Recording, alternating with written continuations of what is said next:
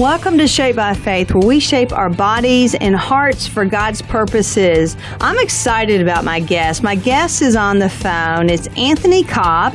He is a Reverend. He is a Justice of the Peace, and he's a chaplain for the Fraternal Order of Police. Welcome, Anthony, to Shaped by Faith. Thank you. Thank you for having me today, Teresa. Absolutely. Well, Brent, who edits my show and helps me behind the scenes, had met you a few weeks ago, and he said, hey, Teresa, you've got to have Anthony on your show. He's got a great story to share with your listeners, and he's very inspirational. He's been through a lot, and so I said, I would love to have him on my show. So that's when I, contacted you and really listened to your story. And I was just really, Anthony, kind of blown away by the things that you have been through. And we're going to unfold those and unpack those throughout the show. But wow, I mean, you've had your share of trials and challenges and sufferings, but God, you've got a story to share there, and it's also, I wanted you to come on to be real with people, to share your story, and to give God that glory in what He has done in your life to definitely develop your character. I mean, there's no way around that. He has been developing your character, refining you, putting you through that fire for His purposes. So thanks for coming on. Now, I wanted to ask you, you're a Reverend, Justice of the Peace, and you're a chaplain. So have you always been interested in the ministry field? No, not really. I mean, off and on. I when I was younger, I was about 14. I did preach in a competition when I was in a youth group, and I kind of enjoyed that part of it. I enjoyed singing more because I love singing in church. So that was really my passion, was singing. But then, things happen. You get into high school and you start playing ball, and then I left school and went into the military, and God was kind of put on a back burner at that point. So there were a lot of things going on in my life that I really didn't look to God for until I had my son, who is 30. He just turned 30 June the 11th. But when he was 2 years old, he got leukemia, and then he got spinal meningitis, and then he got spinal meningitis again, and then he had a major brain surgery all before he was 5 years old. Oh, and, wow. Our faith was really, really tested there. And my wife, the doctors didn't know what they were going to do, and there really wasn't, 30 years ago, there wasn't a lot of hope with leukemia. And there's just so much we didn't know about, spinal meningitis and the brain surgery and things. So our faith was really tested then, and that's when we basically gave our son to God. And my wife said, you gave our son as a gift, and we have to trust you enough to give him back to you. And so God has brought us through all of that, and all of that happened after I got back from the Gulf, and I had a lot of health problems from the Gulf. So we were really tried, as a young couple in our marriage. My wife had filed for divorce, and it was tough because when I got back, I did not want to be a husband. I did not want to be a father. I didn't want to be a son. I just didn't want to be anything really. And so my faith was really, really tested at that point. But here we are 30 years later, and God has got me through so much.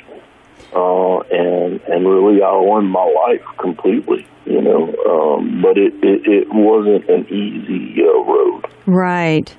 Okay, so we're gonna unpack more of that. So you served in the Gulf War in the early 90s. What branch of military were you in? I was in the Army. I was in tanks, and it was I trained in the National Guard, and I volunteered to go, and my dad was in Vietnam, and my uncle was in Korea, and my grandfather was in World War II, so it was something that, I felt like I needed to do. Right. But when I got back, I started having a lot of health problems.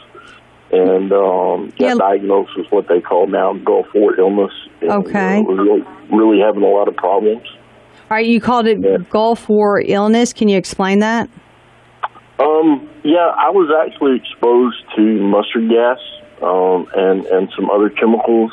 And when I got back, my health just went south really, really fast. I remember my wife rubbing butter. It sounds weird, but she would rub butter on my legs because my legs would be on fire.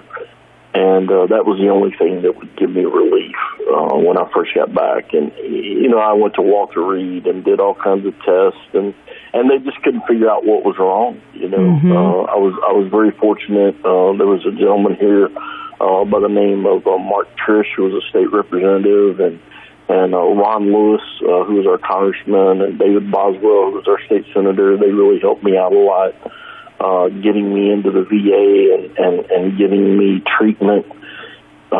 So there were a lot of things that fell in place, for me, and very fortunate that all three of those guys were Christians, and they kind of led me down a path to get help. And again, it was God, I feel like, showing me a way that my faith was again tested, Right, and obviously he was in all of that and helping you get the help, but yes, definitely testing you through this trial and challenge. So with your health problems, it led you on a path to having 11 amputations. Is that correct?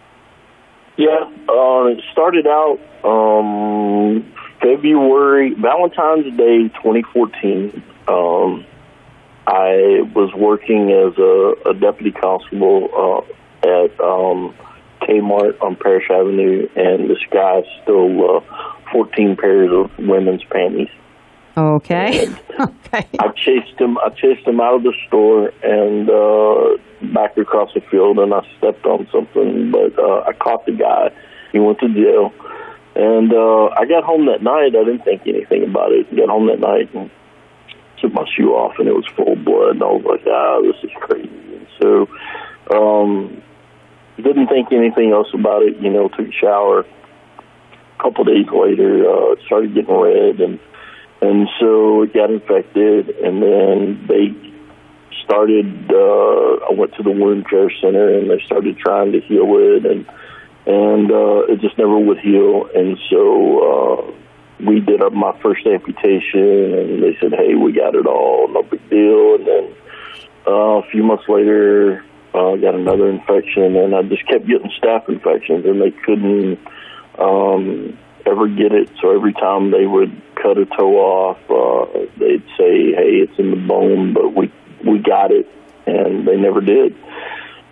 So I had an open wound on my foot for about 7 years. It never would heal. Oh, my goodness. So it started, Anthony, did it start in your toes, like they started amputating your toes?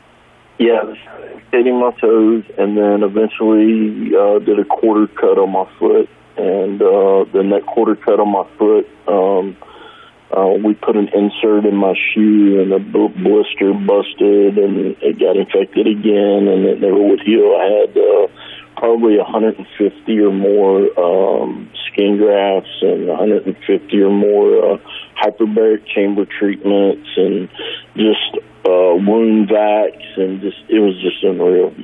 I've been in a wheelchair, I've been on a walker, I've been in a cane, you name it, cast. It was just crazy. I mean, just for 7 years with an open wound. I mean, I couldn't go swimming. I couldn't go on vacation. It was hard to stand. I was in pain. I mean, it was horrible. Wow. And, originally,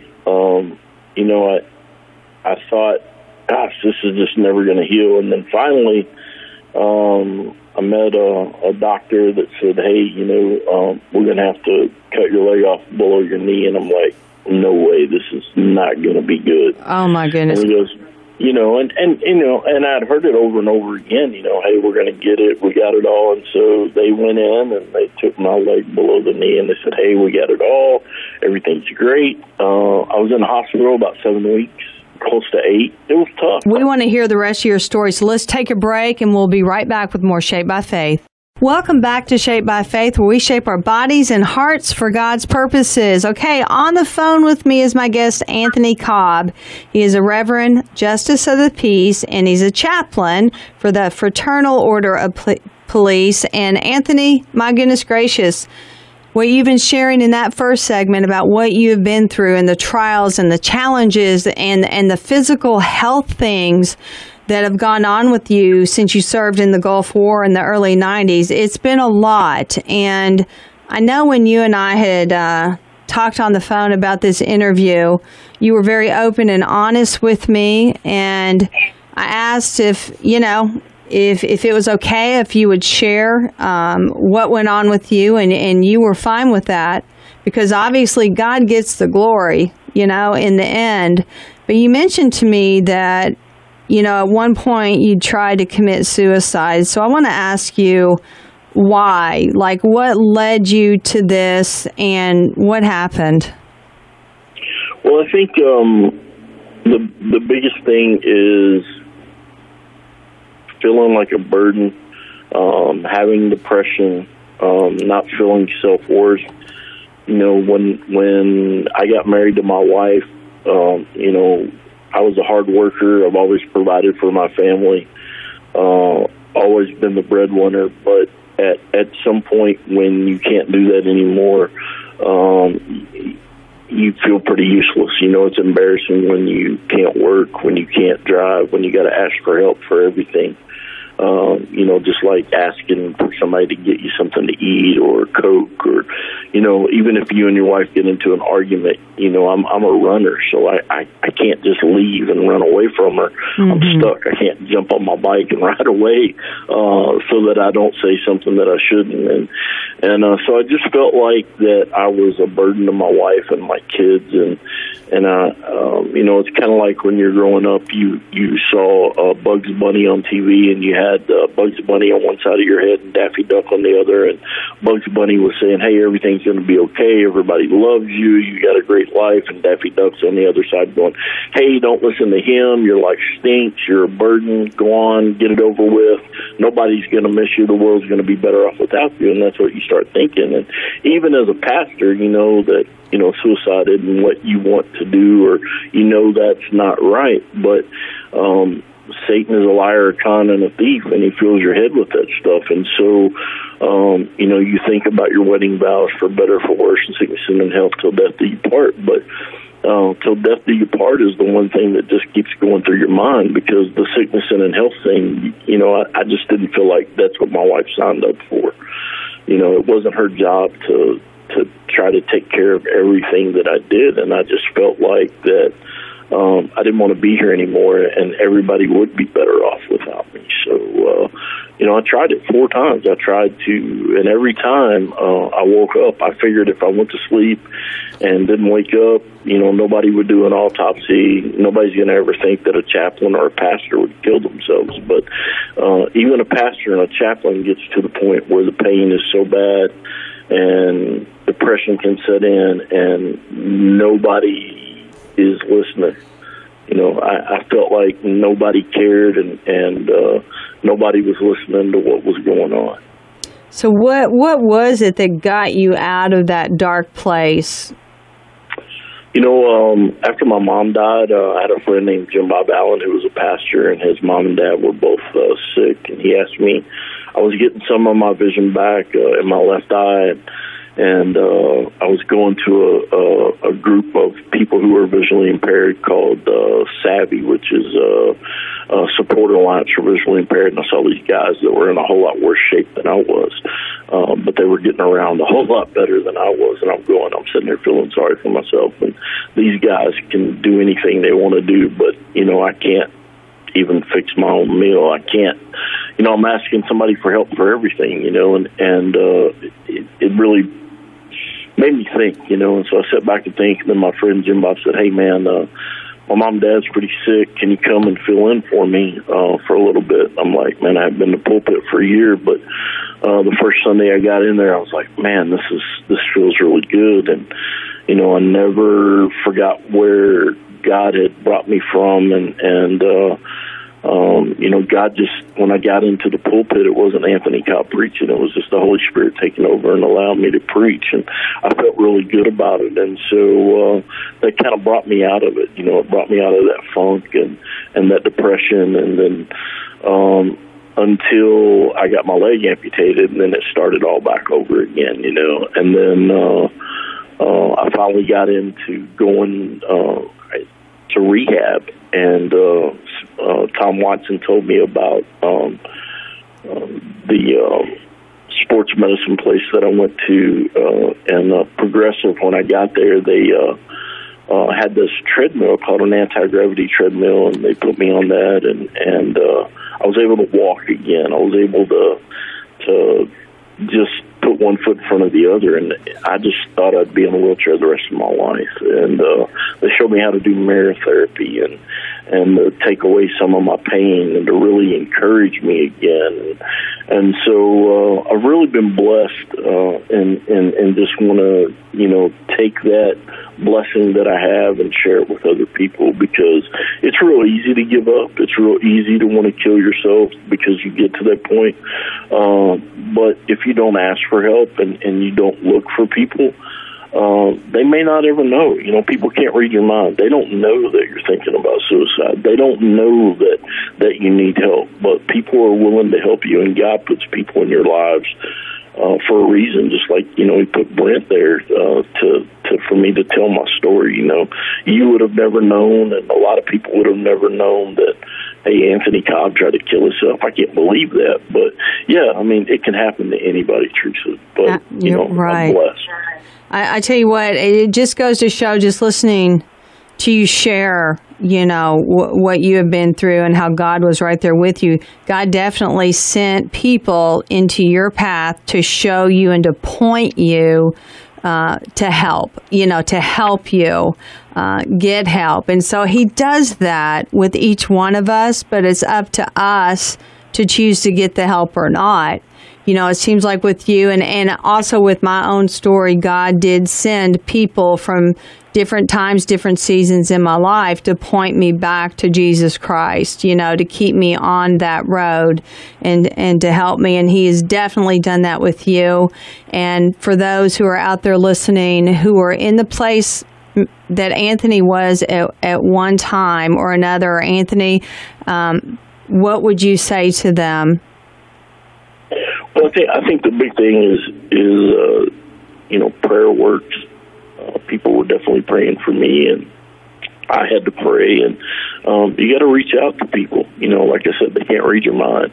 And even though you think you're a burden, and you need to get help, right? You need to call out for help too, maybe professional help to step in. Sometimes people need that, someone who can talk you through that next step. I'm glad you shared that, Anthony. Thank you so much. I know that was probably, it was probably challenging to do that, but I'm so glad you were transparent. And so we're going to talk about in the next segment, we've only got about a minute left in this one, we're going to talk about kind of go into details with your therapy and what's going on and what's helped you. So God has sustained you through all of these trials and physical challenges. What was your relationship like with Him when you were trying to commit suicide? Were you calling out to Him? Were you reading His Word, or what was it like? Anger. I felt like, here I am as a preacher and a chaplain, and I'm doing everything I can. I've served you most of my adult life. Why is this happening to me?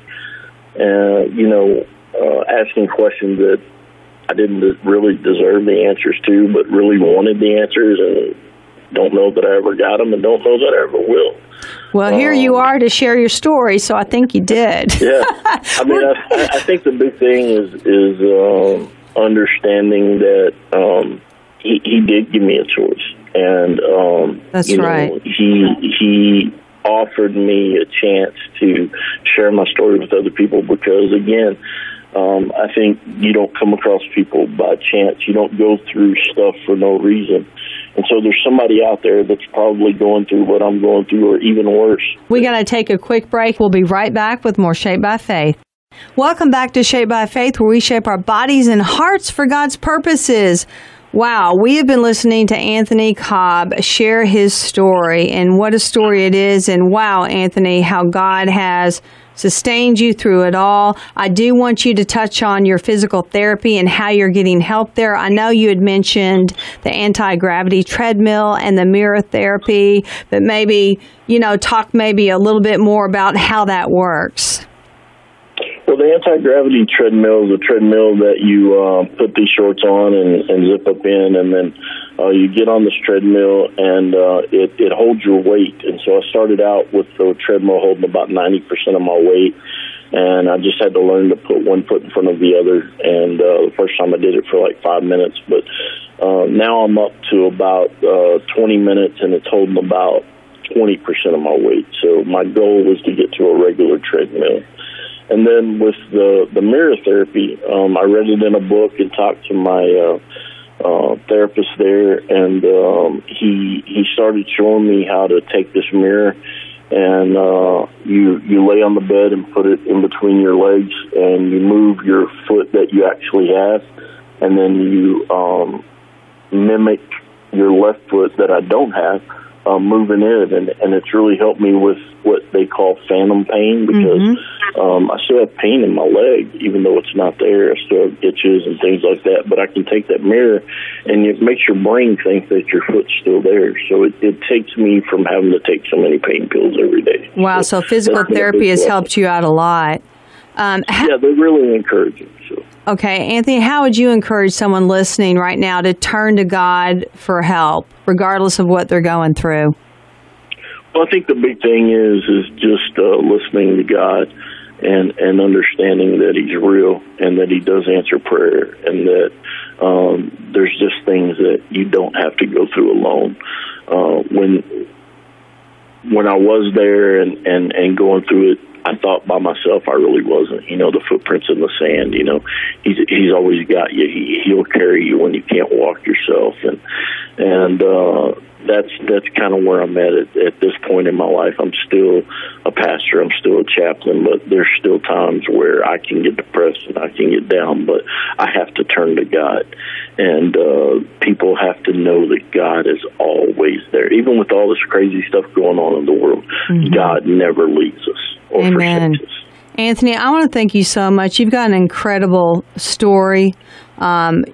You are doing so well. I just thank you for thanking God and for bragging on Him. And thank you for being a guest on Shaped by Faith. Well, thank you, and thank you for what you do. And it's great that people can turn on the radio in times like this and hear positive things instead of all this negative stuff that's going on out there. So thank you very much. You're welcome, Anthony. And thank you for listening. I'm Theresa Rowe. Everyone have a blessed day.